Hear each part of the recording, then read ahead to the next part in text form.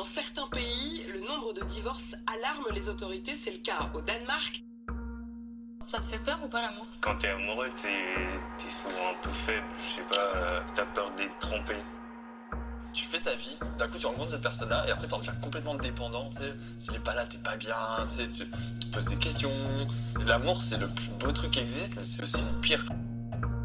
Lorsque vous tombez amoureux, en fait, le premier organe impliqué, c'est votre cerveau. Dans votre cerveau, il va y avoir toute une activité électrique et chimique qui vont se mettre en place et envoyer tout un tas de petits messages d'ordre, en fait, au reste du corps. Alors avec l'avènement des applications, la rencontre est devenue un véritable marché. Pour être heureux, il faut nécessairement vivre une relation amoureuse, ou bien l'amitié peut la remplacer. C'est un problème lié au capitalisme. On a une attitude possessive vis-à-vis du sentiment amoureux. On utilise le substantif amour comme s'il avait une existence objective. Dans une dimension aussi de désengagement global, d'être dans une surconsommation d'autrui qui peut conduire aussi à une forme de perte d'estime de soi. C'est peut-être comme ça qu'on a envie de trouver un partenaire pour la vie. Comme ça, on n'a plus à réfléchir.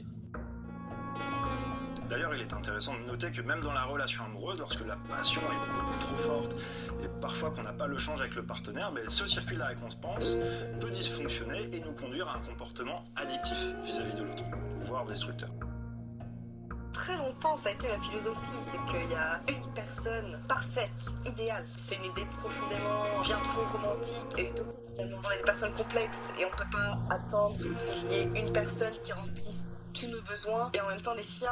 Et c'est pour ça aussi qu'on a besoin de savoir être avec soi-même avant de savoir être avec quelqu'un. Sur quoi on bâtit une relation dans ce cas? Sur la tolérance. On s'efforce de se dire j'aime cette personne et elle aime aussi cet homme. Il n'y a que de l'amour dans tout ça.